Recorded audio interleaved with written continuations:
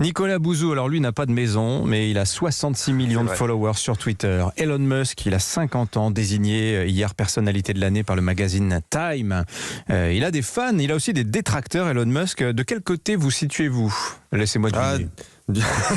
Plutôt fan. Du côté des fans, bien évidemment. Écoutez, Elon Musk, il a révolutionné les systèmes de paiement avec PayPal, l'automobile avec Tesla, l'espace avec SpaceX. C'est quelqu'un qui a une vision très globale des choses, qui veut faire en sorte que les humains se déplacent plus loin dans l'espace, plus vite, avec Hyperloop, par exemple, son projet de train à très grande vitesse, de façon décarbonée. C'est bien évidemment l'idée de Tesla. C'est une grande idée, cette idée de la mobilité depuis la première révolution première révolution industrielle et le train à vapeur, c'est vraiment au cœur de l'innovation. Elon Musk vient aussi d'annoncer qu'il pourrait développer un business dans le domaine de la capture de CO2. L'idée, c'est d'aller récupérer dans l'atmosphère du carbone pour en faire du carburant pour ses fusées. Alors vous allez me dire, oui, mais j'y crois pas. Elon Musk est quelqu'un de fantasque, qui annonce beaucoup de choses. Alors c'est vrai, mais enfin, en même temps, quelqu'un qui a révolutionné les systèmes de paiement, quelqu'un qui a fait le premier constructeur automobile à succès depuis 100 ans, quelqu'un qui a réussi à faire une start-up de fusée spatiale, eh bien moi j'ai tendance à le prendre au sérieux. Alors c'est aussi une personnalité un peu fantasque, un sens inné de la polémique, des vacheries aussi. Alors là, il est très fort pour ça. Bon, maintenant si on regarde les choses du point de vue économique et financier, l'œuvre d'Elon Musk, on en est où là? Eh bien écoutez, ça se passe pas si mal. D'ailleurs, il est devenu l'homme le plus riche du monde, avec une valorisation de son patrimoine estimée à 260 milliards de dollars. Alors ce sont beaucoup évidemment les actions de ces entreprises, mais si vous prenez Tesla par exemple, c'est une entreprise qui a mis du temps à atteindre le seuil de rentabilité, mais aujourd'hui elle gagne énormément d'argent, 1,5 milliard d'euros au seul troisième trimestre de cette année. La capitalisation boursière de ce constructeur automobile est de 1000 milliards de dollars. C'est quelque chose qui est tout à fait extraordinaire, exceptionnel.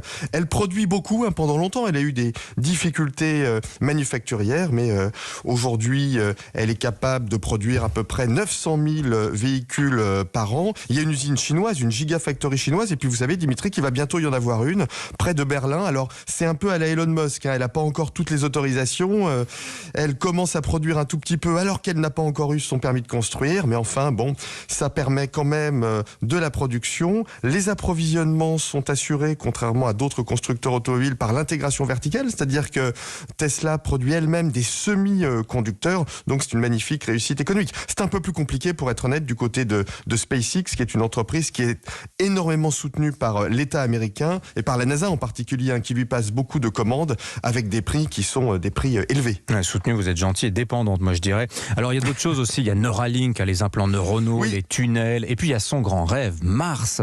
Est-ce qu'on a vraiment besoin, comme il en rêve, d'aller construire une ville sur la planète rouge ?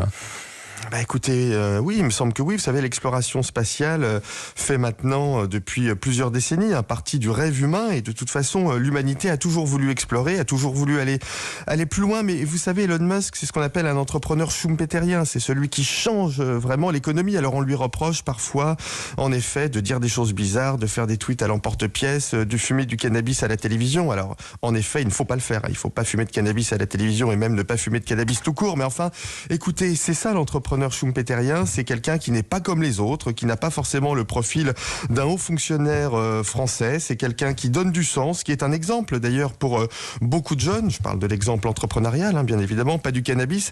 Et je vais vous dire, Dimitri, le fond de ma pensée, c'est que pour notre pays, des Elon Musk, ce serait formidable qu'il y en ait plus en France. Je pense que s'il y avait des Elon Musk français, notre pays y gagnerait beaucoup. Voilà, Nicolas Bouzou aime les bad boys, on a bien compris. Merci Nicolas, 7h20.